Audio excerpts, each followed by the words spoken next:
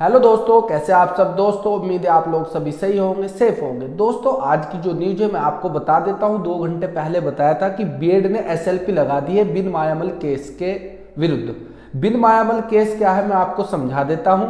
उत्तराखंड में बिन मायामल केस इसलिए लगाया गया था क्योंकि सबसे पहले सुप्रीम कोर्ट में एक केस चल रहा था कि बीएड को पीआरटी के योग्य नहीं है, इसे पूरे देश से बाहर निकाल दिया जाए। तो ऐसे ही उत्तराखंड में लगा हुआ था क्योंकि उत्तराखंड में पीआरटी की भर्ती जो चल रही थी उसमें बीएड को सम्मिलित कर रहे थे।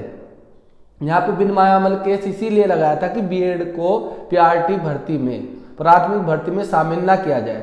तो उस केस का हवाला देते हुए, सुप्रीम कोर्ट का केस का हवाला देते हुए, बिन मायामल केस जो है पूरी नई जो भर्ती निकली हुई थी और 2018 से अब तक की उस पर लागू हो रही है, जिससे सभी को, जितने भी वहाँ पे शिक्षक है उनको सभी को जो है 2018 के बाद सभी को नुकसान होने वाला है, ये आपको पता है।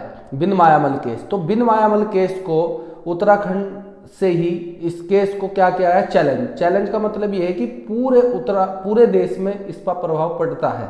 आपको पता है सुप्रीम कोर्ट में जो चीजें होती है वो पूरे देश में प्रभाव पड़ता है। अब आपको इस केस के बारे में बता देता हूँ। डायरी नंबर है 3986 2024। इसका आप डालोगे ईयर, उससे क्या निकल जाएगा, आपकी पूरी डिटेल आ जाएगी। जयवीर सिंह नाम का ही केस लगा है, जिससे पहली आपको पता है कि पहले जो बैच में गई थी सुनवाई उसी में ही ये केस जाता है। अगर ज़्यादातर चांस रहते हैं कि पहले जहां सुनवाई हुई थी वहीं पे, तो जयवीर सिंह का केस जो है उसी में जा सकता है जहां पे एनएसडीएलएड की सुनवाई होती है। और सुनवाई इसमें यही होगी कि जो 2018 के बाद है और नई भर्ती है ये वाली जो है, इसके योग्य माना जाए, इसको इनकी ये रहेगी। लेकिन यहाँ पे बीएड ने क्या किया है, बीएड ने जो बिन मायामल केस है उसमें ना तो रेस्पोंडेंट बनाया, ना मतलब क्या बोलते पार्टी नहीं बनाया है।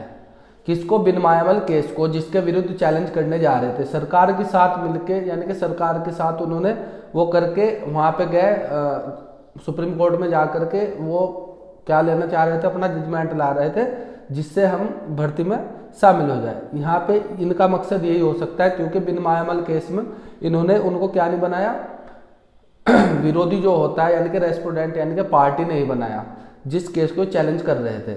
लेकिन उससे पहले ही जो है बिन मायामल केस में विश्वनाथ जी ने पहले क्या लगा दी थी, कैविएट लगा दी थी कि जो भी सुनवाई या कुछ भी होगी इसमें, तो वहां पे कैविएट लग करके हमें पता रहेगा हमें क्या करना है। तो इतना बिना जिसकी कैविएट लगे उसके बिना सुने जजमेंट नहीं दे सकते। सबसे बड़ी बात ये फायदा रहा कैविएट का। और मैं आपको बता दूं कि आपको पल पल की खबर इस केस के बारे में दी जाएगी। जितनी भी इस केस से रिलेटेड जानकारी होगी आपको दे दी जाएगी। आपको बताया है कि एक क्यूआर भी जनरेट किया जाएगा। पूरे देश का मसला है ये, तो पूरे देश के जितने भी है, जिस तरह बीएड कर रहा है इकट्ठे पैसे, ऐसे ही इस केस में होगा क्योंकि डीएलएड वर्सेस बीएड है। ये भी एनएस वाला मामला नहीं है, ये डीएलएड वर्सेस बीएड है पूरे इंडिया के लिए। तो दोस्तों आज की जो न्यूज़ थी इतनी थी। और देखें यहाँ पे मैं आपको फिर बता देता हूँ, इसमें जो है बीएड और सरकार वहाँ पे चले गए थे लेकिन बिन मायामल केस को कोई भी नहीं बनाया था, तो इन्होंने पहले कैविएट वहाँ पे लगा दी थी।